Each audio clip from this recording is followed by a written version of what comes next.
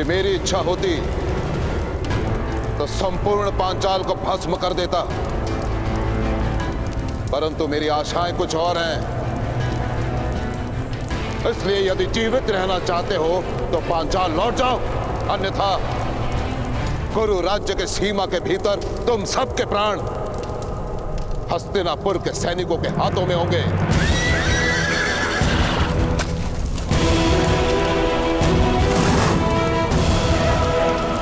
पांचाल की सेना आक्रमण!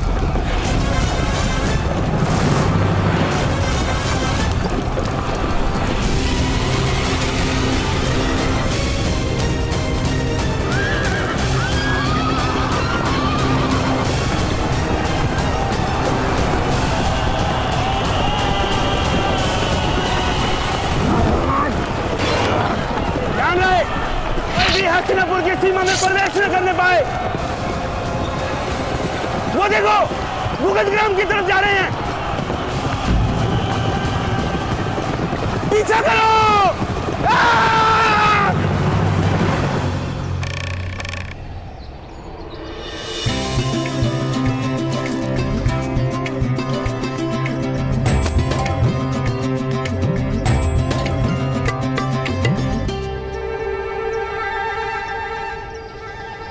यदि मेरे रक्षा हेतु ये अनुष्ठान है माता, तो मुझे ये फल खाने की आज्ञा होनी चाहिए।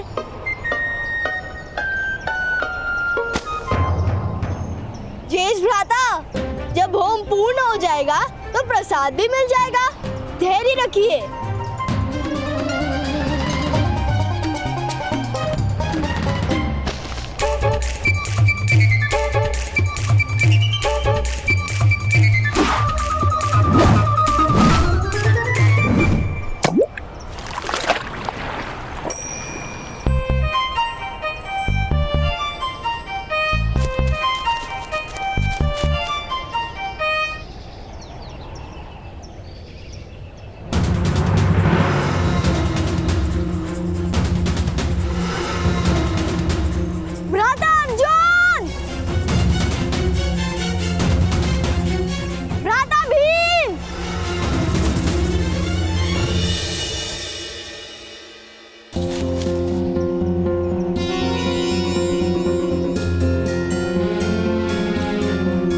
गेंद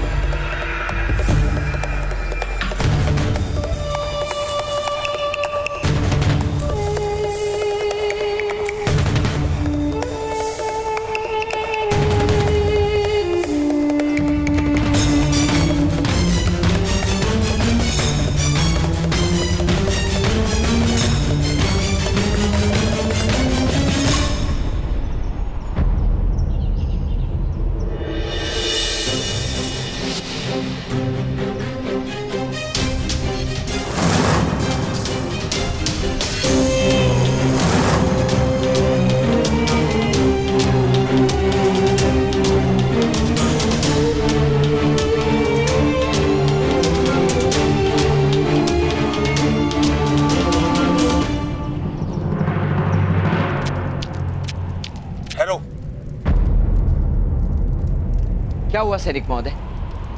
पांचाल के सैनिक कहाँ गए? पांचाल के सैनिक भुगतग्राम के अंदर घुसे हुए हैं, और यही नहीं, पांचाल के सैनिकों ने भुगतग्राम की प्रजा को अपना बंदी बना लिया है। यदि हमने अंदर प्रवेश किया तो उनके प्राण संकट में आ सकते हैं। यदि आप यहीं ठहरे रहेंगे तो उनके प्राणों पर और अधिक संकट आ सकता है। चलिए। परंतु हमें अंदर जाने के आदेश नहीं है, और मैं आदेश की प्रतीक्षा नहीं कर सकता।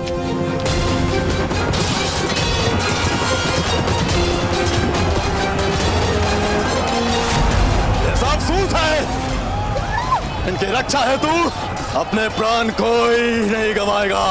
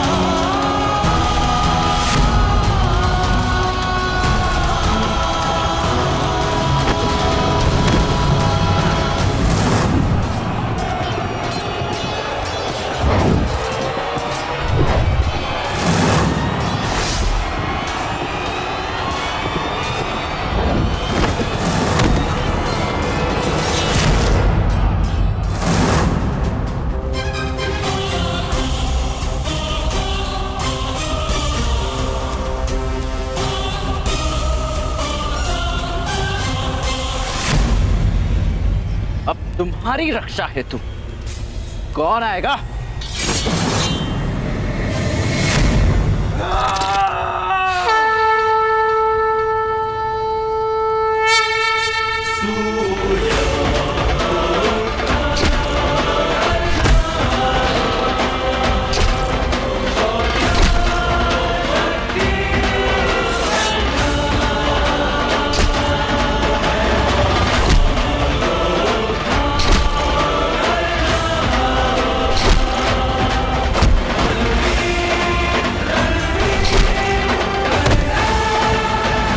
रुक जाओ, अन्यथा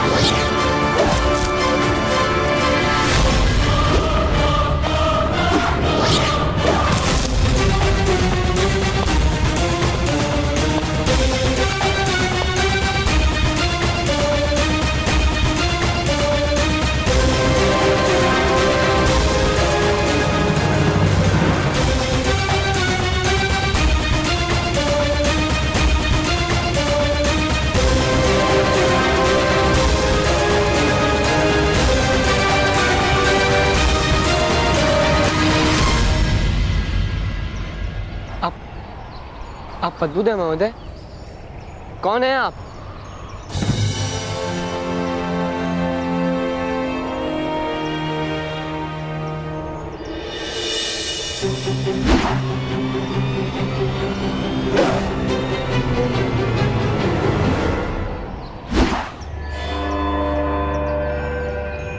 इस प्रश्न का उत्तर तो तुम्हारे पितामह दे सकते हैं राजकुमार। एक मनुष्य का परिचय उसका सामर्थ्य होता है और वही उसका उचित परिचय होता है।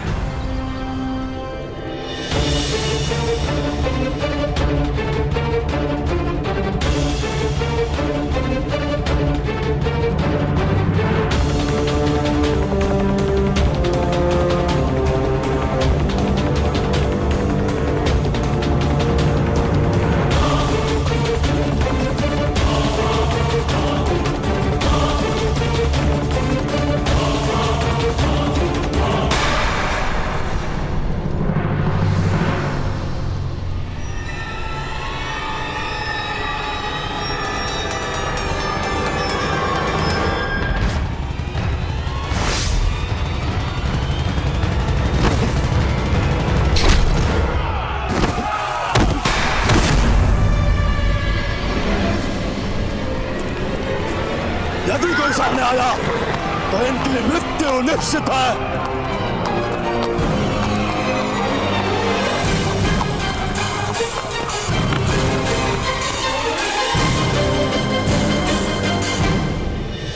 गांधार राज की जय हो।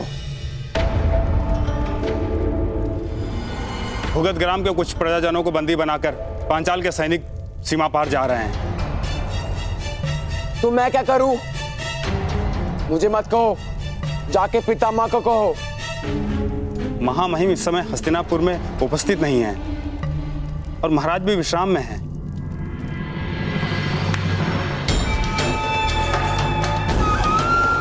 क्या पुत्र, यदि सूतों को बंदी किया है तो उनकी रक्षा हेतु हमारा नया मित्र कर्ण ही वहां गया होगा। वो हमारा मित्र नहीं है मामा श्री। तो अब हो जाएगा मेरे होने वाले सम्राट। जिस अवसर की इतनी प्रतीक्षा हम कर रहे थे वो शीघ्र ही तुम्हें प्राप्त हो गई और सद्भाग्य से पांडव भी इस समय कुछ अनुष्ठान में लगे हुए हैं। इस अवसर का लाभ उठाओ पुत्र, शीघ्रता करो। और स्मरण रहे, मनुष्य के स्वभाव गुणों में समय सूचकता आवश्यक है। अवसर का अपमान न करो।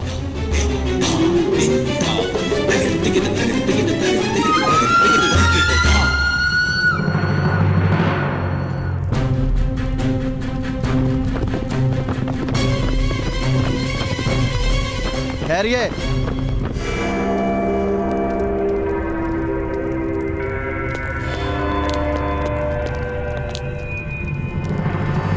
क्या हुआ? आप लोग यहाँ क्यों ठहरे हुए? यह हस्तिनापुर की सीमा है, आगे पांचाल का क्षेत्र आरंभ होता है। हमें पांचाल में जाने की आज्ञा नहीं। यदि हम पांचाल की सीमा में घुसे तो यह युद्ध का आह्वान माना जा सकता है। किंतु वो सैनिक मेरे परिवार और ग्रामजनों को उठाकर बंदी बनाकर ले गए। आपका कर्तव्य है उनकी रक्षा करना। बैल की रक्षा हेतु हाथी की बलि नहीं दी जाती। कुछ सूतों के लिए पूरा राष्ट्र युद्ध नहीं कर सकता।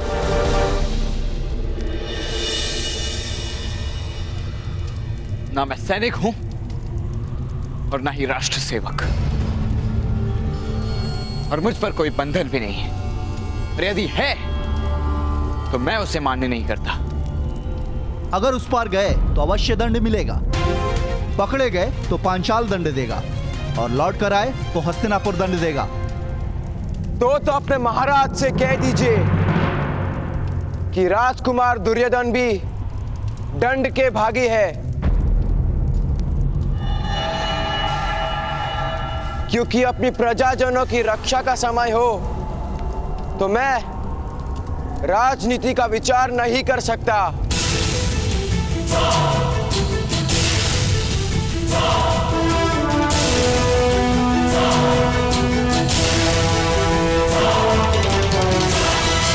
कि अपनी प्रजाजनों की रक्षा का समय हो तो मैं राजनीति का विचार नहीं कर सकता।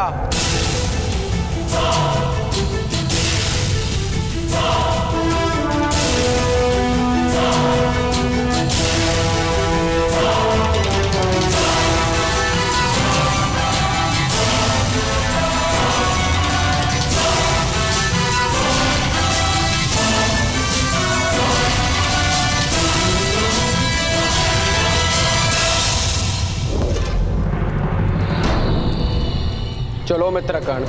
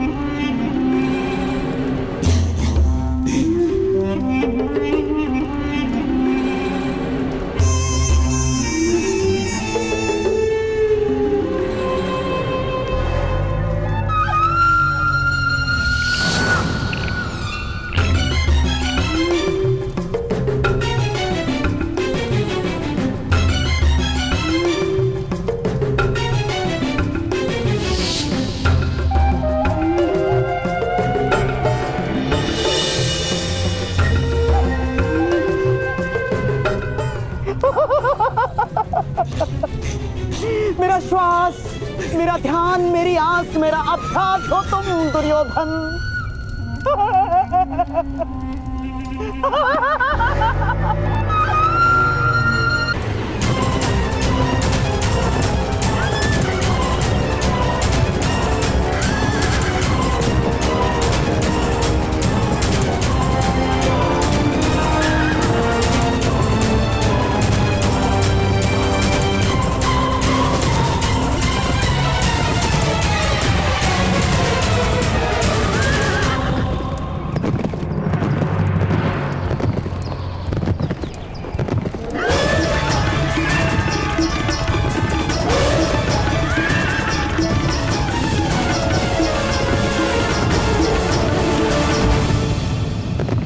कौन है महोदय?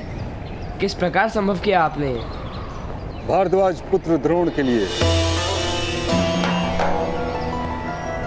कुछ भी असंभव नहीं।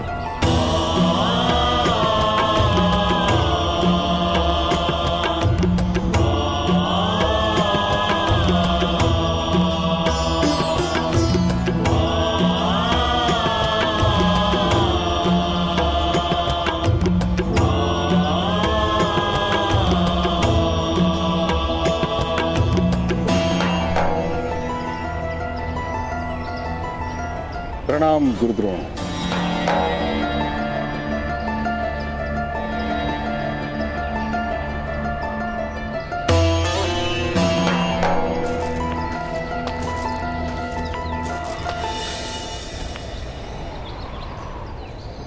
हस्तिनापुर में आप पधारे, ये सद्भाग्य है हमारा।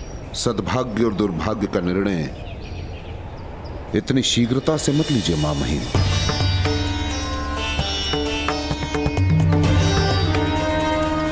आपको भली भांति ज्ञात होगा कि मेरे पिता गुरु भारद्वाज के आश्रम में पांचाल के राजकुमार द्रुपद अभ्यास करते थे। मैं जानता हूं। वो मेरे परम मित्र थे मां महिम। बहुत प्रेम था हम दोनों के बीच, और इसी मित्रता के कारण मैंने द्रुपद को अपनी विद्या में भाग दिया, अपने ज्ञान में भाग दिया। द्रुपद ने मुझे वचन दिया कि उसके जीवन में जितनी भी उपलब्धियां आएंगी उसमें मुझे वो आधा भाग देगा। परंतु जब मैं उसके राज्य का आधा भाग मांगने गया, पता है उसने मेरे साथ क्या किया? उसने मेरा अपमान किया, मेरा तिरस्कार किया।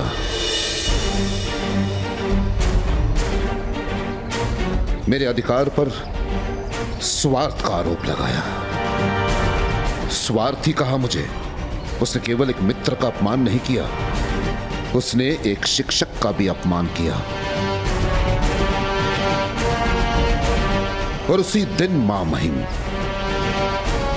मैंने प्रण ले लिया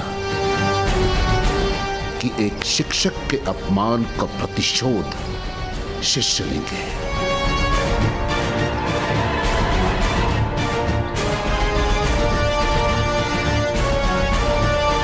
और वही उचित प्रतिशोध होगा।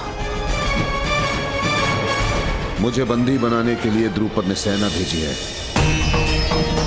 और इस समय वही सेना गुरु राज्य के सीमा का उल्लंघन कर चुके हैं। हो सकता है इससे भी अधिक सेना आए। मेरे कहने का अर्थ यह है कि यदि मुझे आपने शरण दी तो वो दुर्भाग्य होगा, और यदि आपने मेरे ज्ञान का लाभ उठाया, मेरी विद्या का लाभ उठाया, वो सद्भाग्य होगा। निर्णय आपको लेना है, वो भी उचित।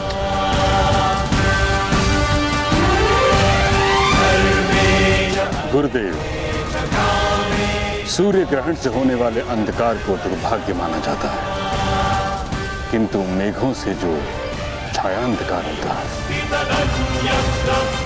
वो तो सद्भाग्य का प्रथम चिन्ह है।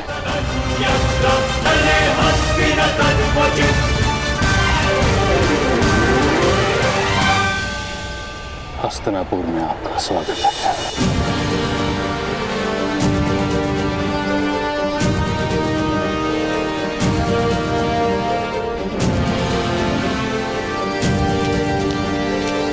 महामहिम, पांचाल के सैनिक कुछ सूत बंदियों को ले गए पांचाल जा रहे हैं।